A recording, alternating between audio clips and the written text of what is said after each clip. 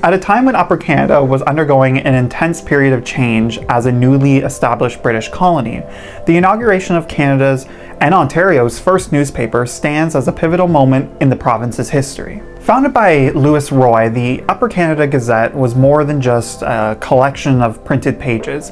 It was that vital conduit for news, announcements, and even perspectives that resonated across the region out east. Roy, who once apprenticed with William Brown at the Quebec Gazette, moved on to work under Mr. Mesplet in Montreal after Brown's death.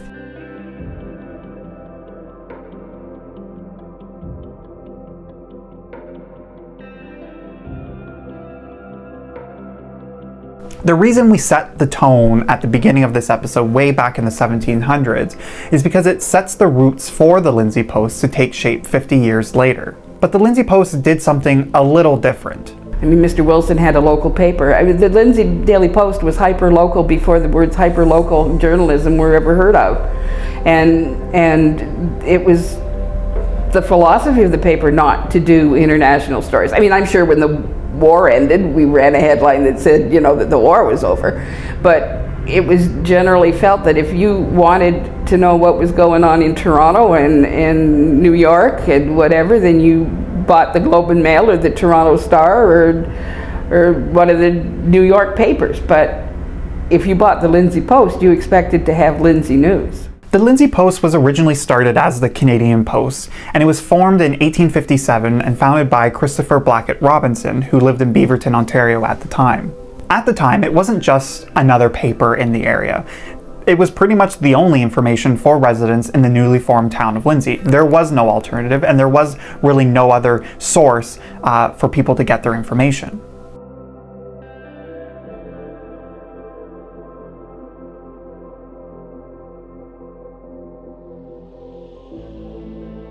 Robinson was a young publisher and editor at the time, and he started the Canadian Post at just 20 years old, and this was his first entry into the journalism profession. But Robinson would soon find out that it wasn't as easy as he originally thought.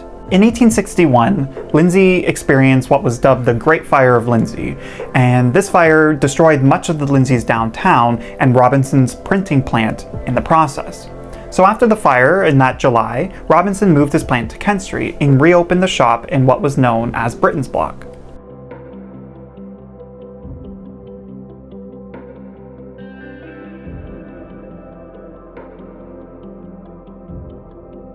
Britain's Block, which stood at the intersection of Kent and Lindsay Street, housed the Canadian Post Office, as well as the town's post office, a music shop, and Charles Britton's law firm.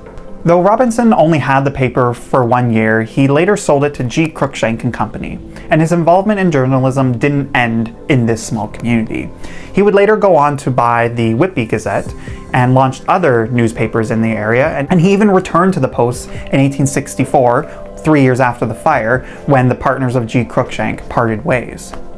The 1800s saw a very fierce competition among newspapers in Lindsay.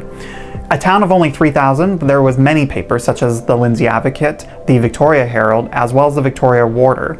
And all of these papers had varying and different viewpoints on each different topic.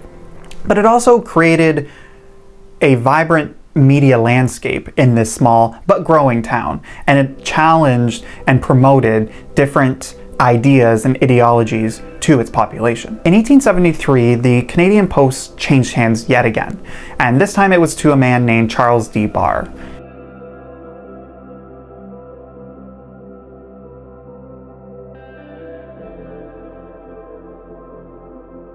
He was a very well-known figure in Canadian journalism, and he bought the Post at the urging of his friend Edmund Ord.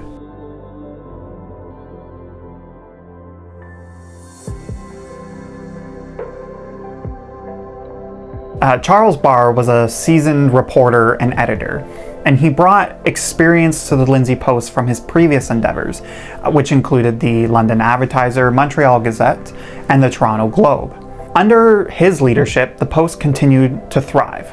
Barr really transformed and set the stage for what the Lindsay Post would become. He introduced more local news, and he expanded the local correspondence section to include every village and hamlet in Victoria County. Back in the 1800s, journalism was super local and way more personal.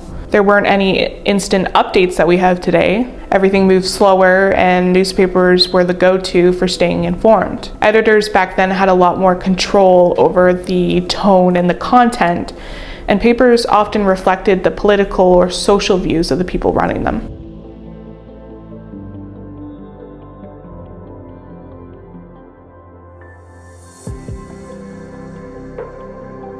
When you're looking at the early layout of the Lindsay Post, the Post took up all 3 floors of the Britain block.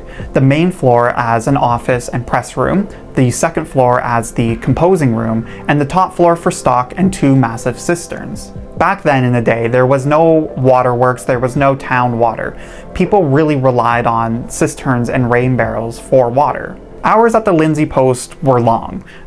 7 o'clock to 6 p.m. was the usual shift, and there was no pay for overtime in this period of labor history. Working at the Post, though, wasn't all printing and deliveries.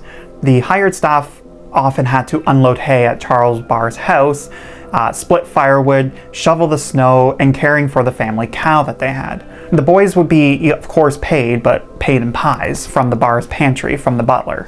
The office was run by a gas engine, but starting it up was a chore for the boys working there. There was a crank to turn the flywheel to get it going, and the office was often lit by gas lamps, which was a rare feature in Lindsay back in the day. The top floor of the Post building housed stock in 2 massive cisterns, like I've said before. Moving down 3 stories, you go to the basement, where bundles of flat-folded paper were stacked, waiting for the Thursday night's press run. It was the duty of the young apprentices to wet down the paper, ensuring it was soft and damp for printing. One boy would sprinkle water over each quire, stacking the sheets until they were ready for the press. At its peak, the Post had around a subscription list of 5,000 papers. Once the paper, though, was properly soaked, a heavy platform of boards was placed on top, followed by 3 massive weights. Every apprentice wanted to prove their strength to their boss, to Charles Barr, and they did so by trying to lift the weights above their head with just one hand. For some, it was a feat to be proud of, and for others, an embarrassment.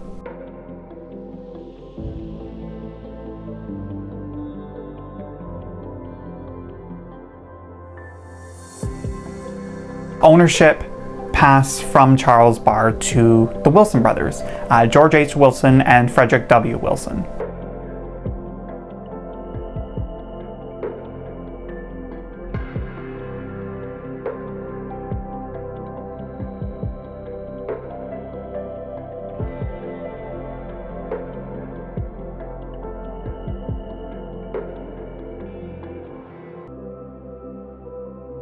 The Wilson brothers introduced a daily edition to their paper, and they called it the Evening Post, later renaming it the Lindsay Daily Post in 1895.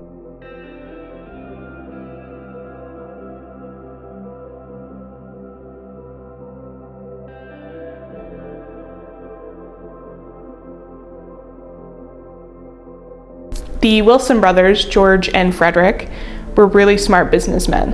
When they took over the Lindsay Post, they made an array of decisions, such as turning it from a weekly paper into a daily one. That was huge because it allowed them to keep up with breaking news and attract more advertisers. They also kept upgrading their equipment and made sure that the paper stayed competitive.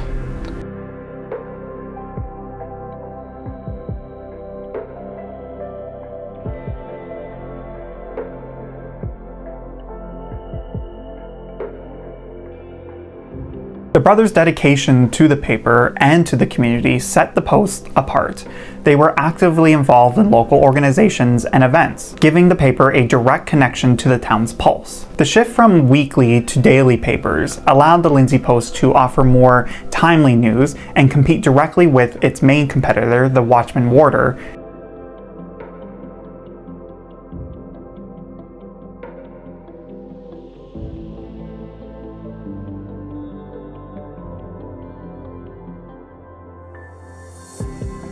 But running a paper at that time was not always easy, especially in a rural town like Lindsay. As the Post was a liberal paper and the Watchman Warder was a conservative paper, editors would often trade barbs with each other based on politics, the elections at the time, or general corruption, whether it's municipal, provincial, or federal. It was principally started by Sir Sam Hughes, who was the owner of the Victoria Warder at the time, and he would attack anyone who didn't believe what he believed.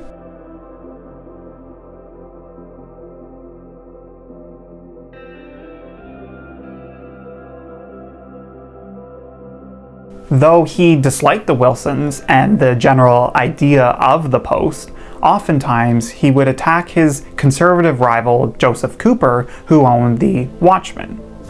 These barbs that were traded between Hughes and Cooper and the Wilson brothers, lasted for a decade or so.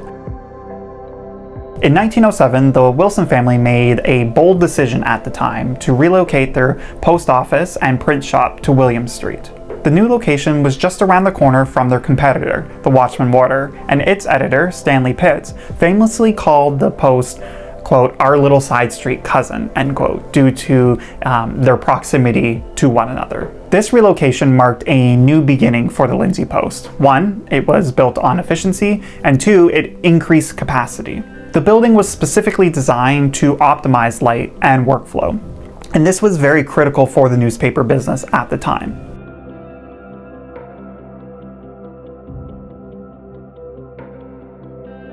We rolled our own film. There was a little cupboard under the stairs up to the 3rd floor. On the 2nd floor, off the 2nd floor landing,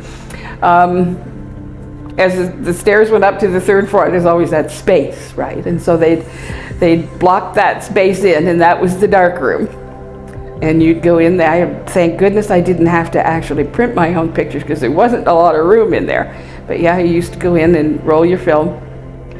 And I'll tell you that the packages that the actual film came in, the round packages, made for really good ashtrays. During the 20th century, the Post continued to adapt and find new ways to make things work. When World War I strained finances, as it did to every organization and every government, the Post and the Watchman Warder made this rare agreement. The Lindsay Post would stop its weekly edition, and the Watchman Warder would stop its daily. This shared respect allowed both papers to survive in difficult times. Eventually, in the early 1930s, Roy Wilson would take over for his father at the helm of the Lindsay Post. Roy was known for his fair leadership and dedication to the community, and he oversaw the Post and the paper through decades of change, and he maintained its integrity, but he also made sure it had a place and relevancy in Lindsay's history. Mr. Wilson was a man of honor. He was an old-fashioned man who always wore a suit to work with a vest, always wore a hat when he went out. His handshake was his word. There's a story, the paper always purchased its paper from Abitibi. And I'm not sure about the year, but Abitibi got into some financial difficulties, and so they merged with another paper company called Price, and they became Abitibi Price, which you may have heard of. And so the salesman, the new salesperson for this newfound Abitibi Price company, comes into Mr. Wilson's office with a contract for him to sign. And Mr. Wilson opens his desk drawer and ferrets around and pulls out a piece of paper and tells the salesman that he has signed an evergreen contract with Abitibi. And as far as he's concerned, that evergreen contract is still good. It's evergreen. And no, thank you, I will not sign a new contract. We'll shake hands and just continue. And it's my understanding that there was never a new contract signed until after Mr. Wilson died.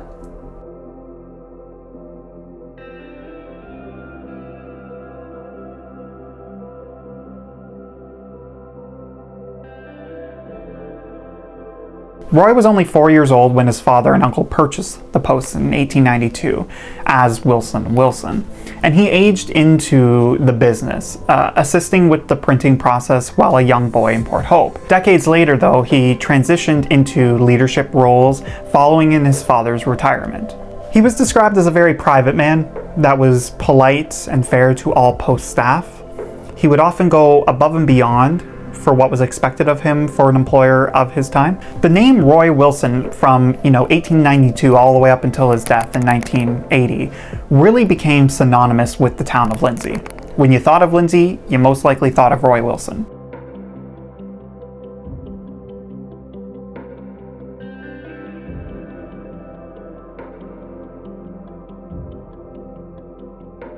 He left his money was to be spent for parks. Stipulation was that the money was to be used for parks and also for the creation of the Skylark. He wanted that boat to do the Sturgeon Lake. And so we got Rivera Park, named after his wife, his late wife, and we got the Skylark. And the town was desperately in need of a new sports field. So they combined the recreation departments, and then that meant the sports field became a park. And so the town was more interested in the money that they could get. I'm not saying that to kind of be mean, but the town was more interested in the money that they could get, and Thompson was very, very determined, and Thompson came in, it was my understanding, $1 million over the lowest bid. And that just knocked everybody else right out of the ball field. And the town didn't feel any obligation to Mr. Wilson. I'm not sure how many people who work for the Post felt that much of an obligation to Mr. Wilson. But the Tom McConomies and Mrs. MacArthur, and that bothered them a lot. Good on Mr. Wilson for championing the classifieds on the front page, because he would have understood what makes this town tick, and he did. Wilson wasn't just an ordinary businessman. He was a mechanical genius, so to speak. He was known for his fascination with machines. When Roy would return from his trips overseas, he would oftentimes return with pieces of equipment that he thought he could utilize. One of these was a tool used to produce church envelopes, and at the time a very small innovation that would lead to something bigger through Roy's perseverance and dedication. In 1933, Wilson formed a division of his own company, Wilson & Wilson, specifically to produce church envelopes to congregations all across Canada. The project, known then as the Post Church Envelopes, started in-house at the William Street office. But as demand grew, the operation had to move out and go into a dedicated plant on Peel Street.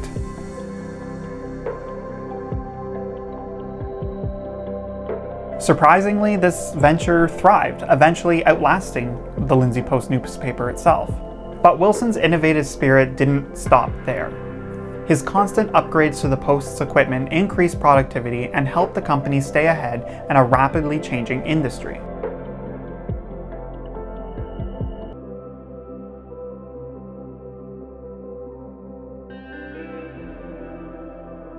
So I would spend all week running around having a great old time, taking pages and pages and pages and pages of notes and wonderful, wonderful pictures. And then come Monday, it was crash time. And you'd sit down and write 7, 8 stories. There was no typical day. I think I used to get in the office by 9, unless I was running. If I was running late, it meant I'd be in at 7, because it meant I had copy that needed to be written. I'd do interviews, I'd write, I'd make arrangements for if I had any columnists or whatnot. I designed headings, I did various things, interviews, went home, fed the boys, and went up to the ag office for a meeting, usually. And wouldn't be home until 10 or 11 at night, and start the process all over again the next day. Not only did Roy have an immense amount of pride with his community paper, so too did one of his editors of the 1960s. Alan Capon seemed like he was built for the world of journalism. He would become involved with a number of newspapers throughout his lifetime. He was originally from England, but after moving to Canada, he really made a name for himself at the Lindsay Post during the 1960s.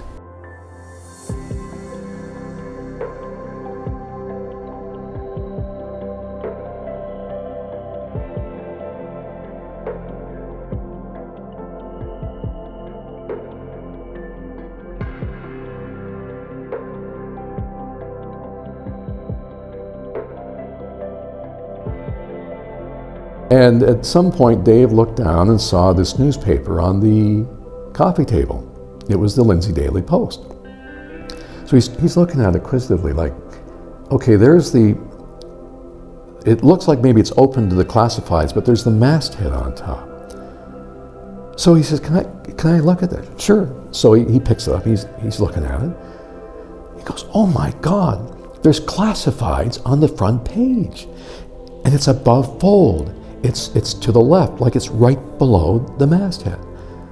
I've never seen this before. And he was just, he just found it incredible. He played in a lot of small towns, well-versed in small newspapers, small town newspapers, because the newspapers, as they should, cater to their audience, cater to the town. So whatever the town wants, the town gets. If the newspaper is smart, that's what they'll do. But he'd never seen that before. And we said, well, classifieds are really important in this town because, you know, people need to buy stuff, people need to sell stuff, people need to trade, and it's a moneymaker for the Post. Funny story, when on my first day of college, my journalism professor said, on the first day, he held up a newspaper and said, this was an example of the world's worst daily newspaper. And it was the Lindsay Post. But he was from Lindsay, and he meant it in a way that was making fun of the classifieds on the front page. And he was trying to get us to understand at the time the traditional layout of a newspaper and how the Post deviated from that. He didn't know he had any Lindsay kids in that classroom at the time. Well, it was always that. I remember the classifieds on the front page. That's how you identified the paper. I didn't know that was strange growing up, but I remember the classifieds on the front page.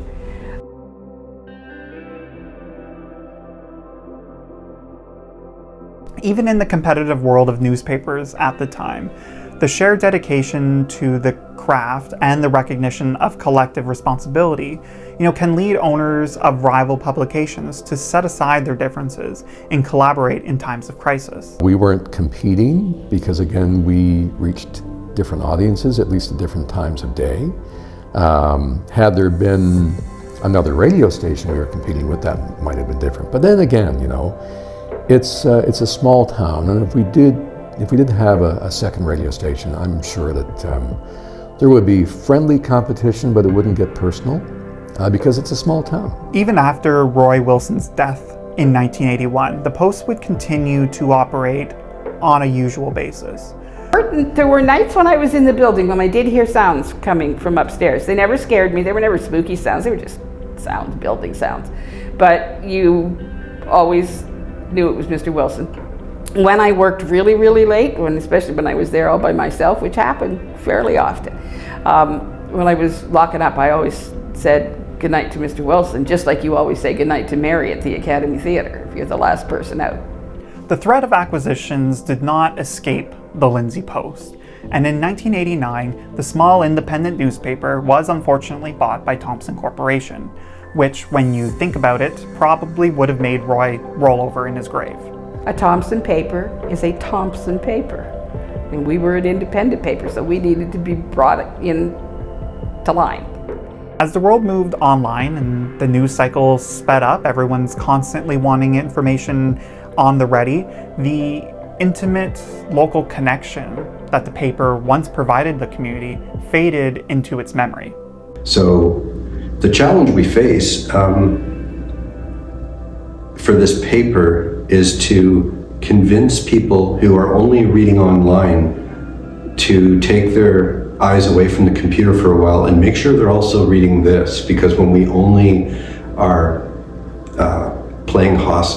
are being held hostage by algorithms on our computer, on social media, then we don't get that thoughtfully curated newspaper where editors are taking their time, writers are taking their time to figure out what, on balance, reflects our community.